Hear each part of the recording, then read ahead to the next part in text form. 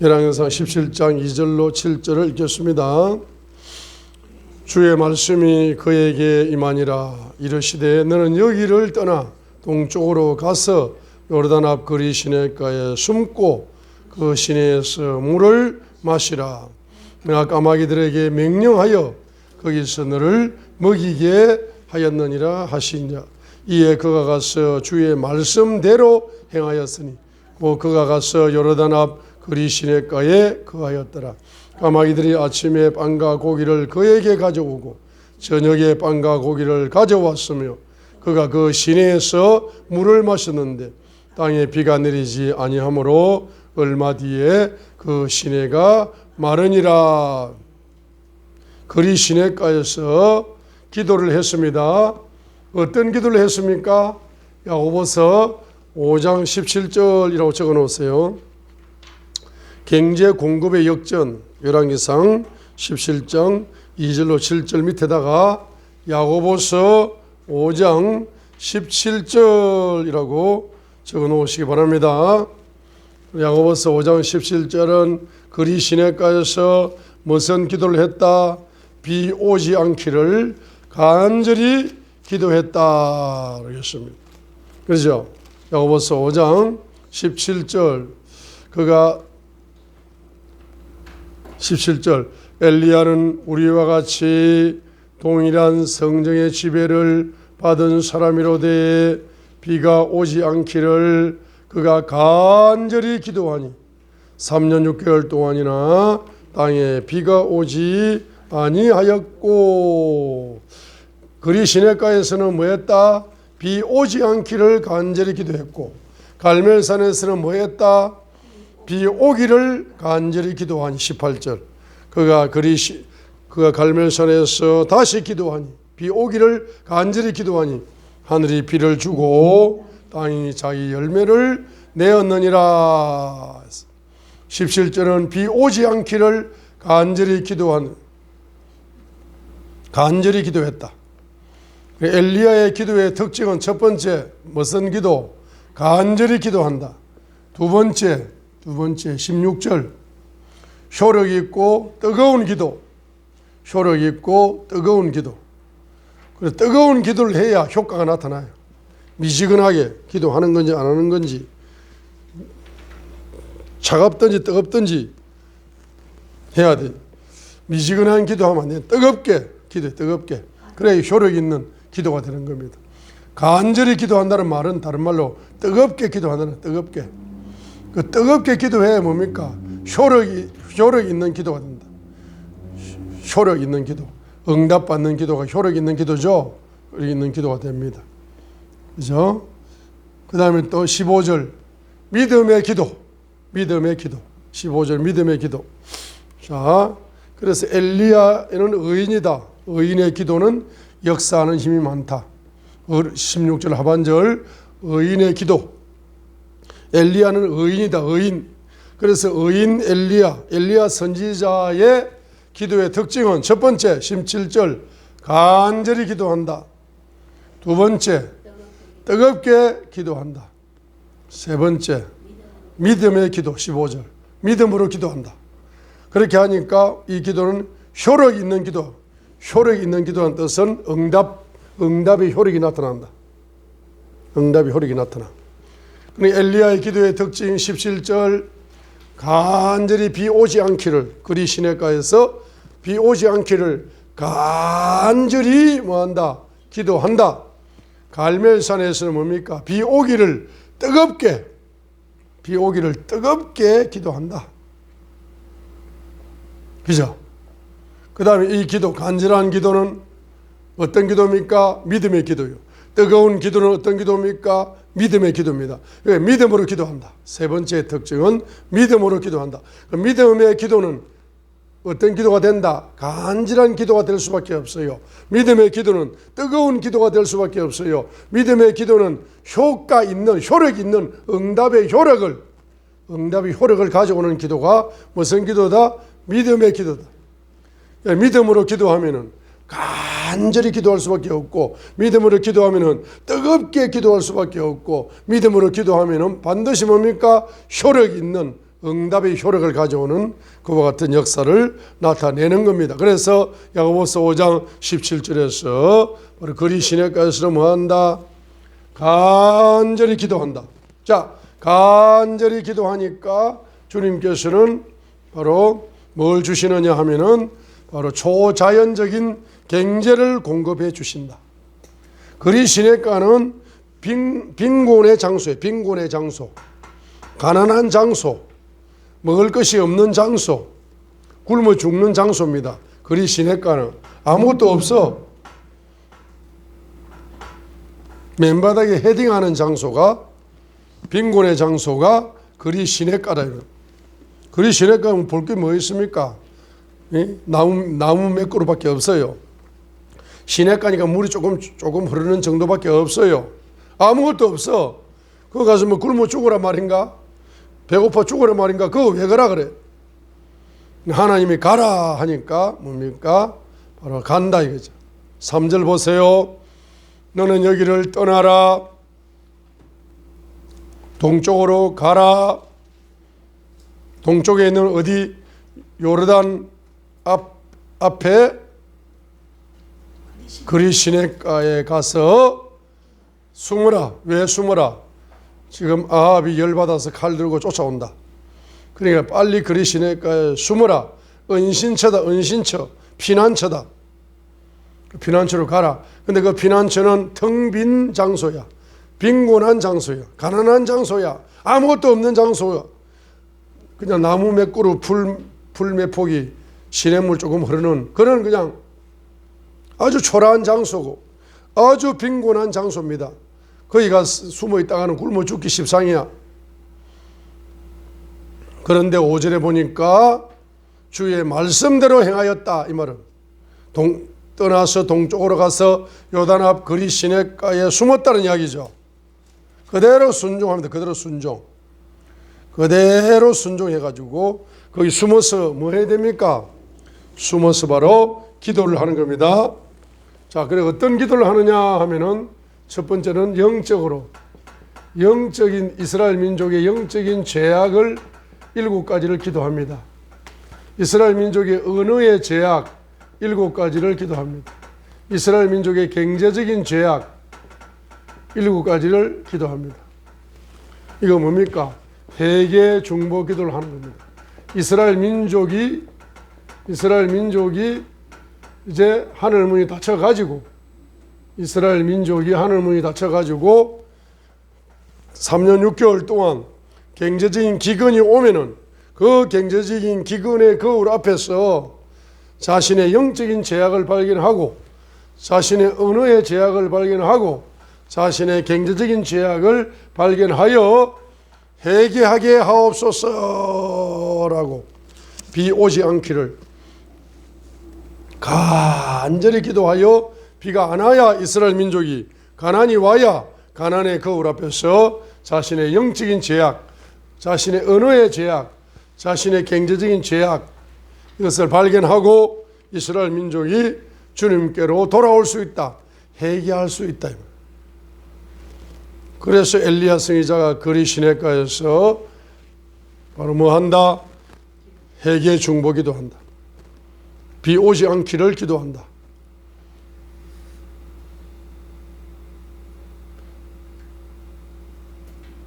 저와 여러분들도 이제 이 나라와 민족을 위하여 회개 중보기도 하시면은 반드시 무슨 경제가 날라온다? 까마귀 경제가 날라온다. 초자연적 공급이 있다. 초자연적 공급. 그래서 그리 시냇가는 빈곤의 장소인데 그 빈곤의 장소에 경제가 공급되는 역전의 역사가 회개 중보기도 할 때에 나타날 줄 믿습니다. 그래서 여러분 나라와 민족을 위하여 이 민족이 영적인 혼란, 정치적인 혼란, 경제적인 혼란, 영적인 죄악 7가지 때문에 무슨 혼란이 온다? 영적인 혼란이 오는, 언어의 죄악 7가지 때문에 정치적인 혼란이 오는, 경제 죄악 7가지 때문에 가난, 물질의 혼란, 가난의 혼란이 오는 거예요. 이 삼중 혼란이 대한민국에 옵니다. 그래서 이것을 회개하며 중보기도 하셔야 된다. 이 뿌리는 5,000년의 우상숭배다. 5,000년의 우상숭배가 뿌리야. 그래서 첫 번째는 5,000년 1만 년 이상의 뭡니까? 이 한민족의 우상숭배의 뿌리를 회개합니다라고 여러분이 중보기도 하는 장소가 어디냐? 동부교회다. 하나님이 왜 거리 시내가 같은 동부교회에 여러분을 불러주셨느냐? 여러분이 회개 중보기도 하라고 불러주셨습니다. 그래서 영적인 혼란이 오게 되는 첫 번째는 5,000년 동안 이 민족이 뭐 했다?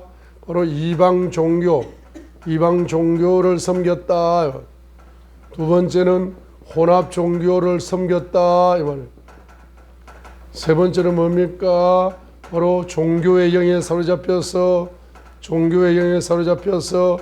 종교적으로 살았다. 네 번째는 이단의 영에 사로잡혀서 5,000년 동안 살았대요. 다섯 번째는 무신론의 영에 사로잡혔어. 여섯 번째는 온갖 철학의 영에 사로잡혀가지고, 일곱 번째는 온갖 공산주의 영에 사로잡혀가지고, 공산주의 영에 사로잡히면은 자기도 모르게 공산주의가 좋아요. 영적인 혼란을 가져온 이러한 5,000년의 7가지의 뭡니까? 영적인 죄악. 이런 죄악을 놓고 여러분들이 구체적으로 뭐 하셔야 된다? 회개하시. 이 민족의 죄를 회개하시. 5,000년의 우상의 뿌리를 회개합니다. 우상을 통해서 이와 같은 이방 종교, 공산주의 영까지 7가지를 뭐 했습니까? 섬긴 죄를 뭐 합니까? 회개합니다. 라고 중보기도를 하시게 되면은 여러분에게 뭐가 떨어진다? 예? 이 민족 속에 성령의 불이 떨어지고, 여러분 속에 불이 떨어져서 그 불 속에서 까마귀가 와가지고 경제를 공급하는 역전의 역사가 나타납니다. 두 번째는 뭡니까? 이 언어의 죄악 7가지. 정치적인 혼란을 가져옵니다. 언어의 죄악 7가지를 이제 잠언서에서, 잠언 10장에서 제가 말씀을 드렸습니다. 그죠? 그 다음에 경제적인 죄악 7가지. 가난의 혼란, 만문신을 사랑해서 가난의 근원을 만들어냈다. 두 번째로 돈을 사랑하여 가난의 근원을 만들어냈다.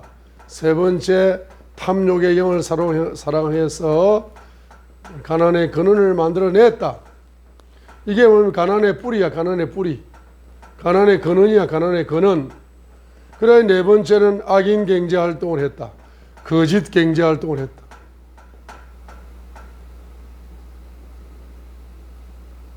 다섯 번째는 뭐죠? 바로 세상을 사랑하기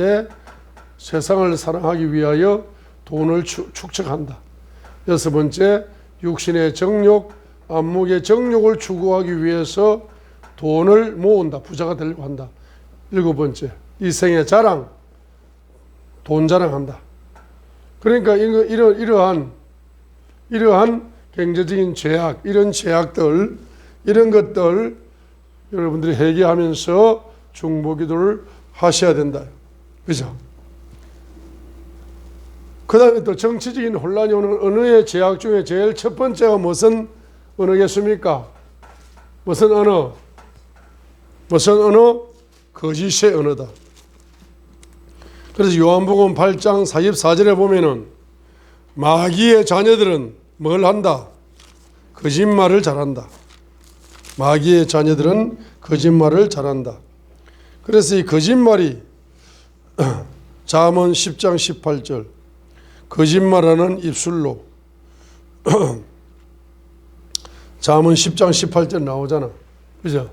10장 18절에 거짓말하는 입술, 거짓말. 잠언 10장 18절 상반절 거짓말. 그래서 대한민국은 뭐 때문에 망한다? 거짓말 때문에 망하는 거예요. 어떤 거짓말? 부정투표, 부정선거. 그 거짓말이야. 차라리 북한은 말입니다. 아예 대놓고 그냥 당이 몇 개밖에 없다. 무슨 당? 노동당 하나밖에 없어. 그래가지고 그냥 투표하면 전부 다 뭡니까? 그냥 김정은이 뜻대로 다 그냥 김정은이 마음에 드는 놈은 그냥 다 그냥 배치 달아준다. 공개적으로 그냥 달아버려. 그런데 남한은 뭡니까? 아주 신사적이고 아주 말이고 엘리트 같은 사람들이 나와가지고 뭐죠? 바로 무슨 투표를 한다. 그냥 본 투표를 바로 하면 되지. 무슨 뭡니까? 무슨 투표? 사전 투표를 만들어 가지고 사전에 말입니다. 경기도 안산에 사전 투표를 하니까 안산을 통해서 사전 투표가 몇 명이 했느냐 하니까 15,000명이 했어요. 15,000명이 왔습니다. 그런데 5,000표를 더 만들어 가지고 저녁에 투표함에다가 집에 였는 거야. 그래가지고 몇 명이 왔습니까 하니까 2만 명이 사전 투표했습니다 라고 거짓 발표를 해버려요. 그리고 5,000표는 뭡니까? 더불어 독재당한테 밀어준다. 그래가지고 그냥 추미애도 당첨시키고 누구도 당첨시키고 이렇게 하면서 지 마음에 맞는 놈들 다 당첨시키죠. 더불어.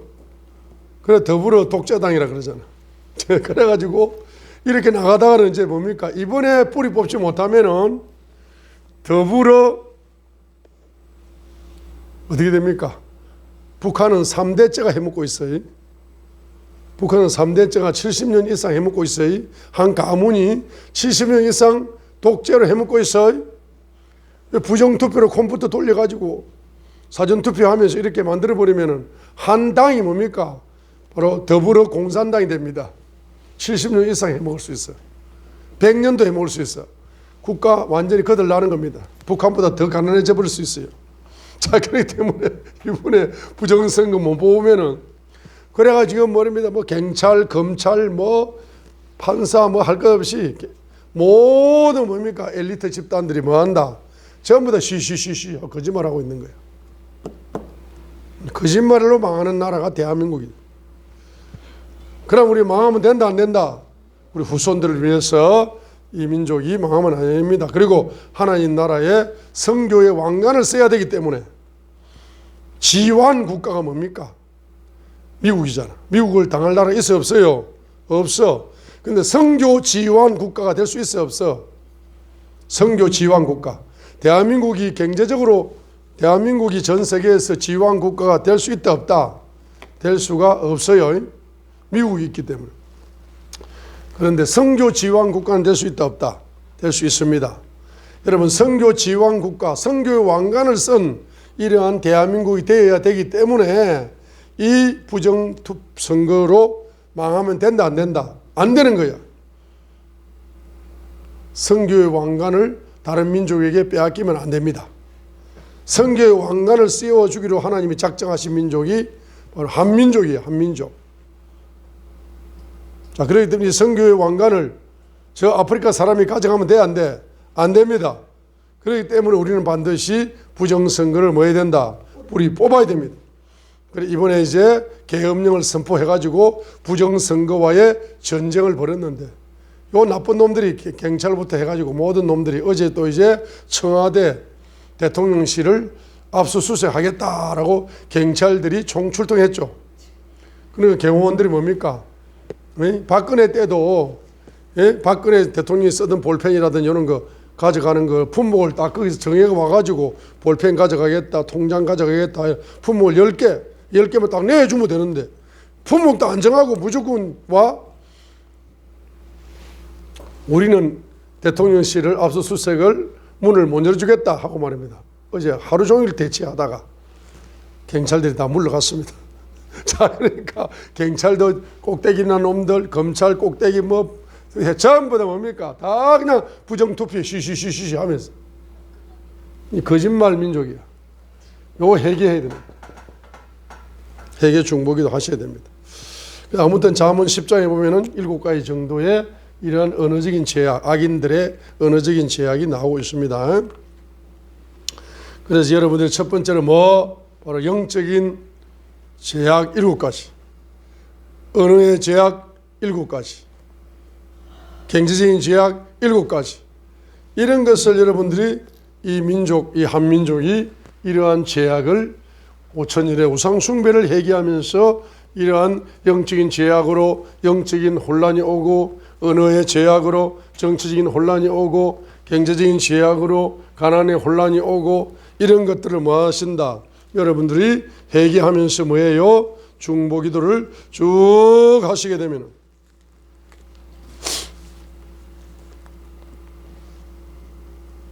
열왕기상 17장 바로 4절의 역사가 나타난다. 바로 6절의 역사, 6절의 기적이 나타난다. 역전, 경제 역전. 그리 시내가는 아무것도 없는 곳인데 그 동부교회에 뭐 있어요, 없어요? 동부교회 뭐 있어, 없어? 아무것도 없어. 의자 몇 개밖에 없어요. 강례상 하나 하고. 그죠? 그런데 경제가 공급되는, 까마귀를 통해서 경제가 공급되는 초자연적 경제 공급의 역사가 나타납니다. 이걸 회개 중보기도 하시면. 그래서 열왕기상 17장 6절의 경제 공급의 기적.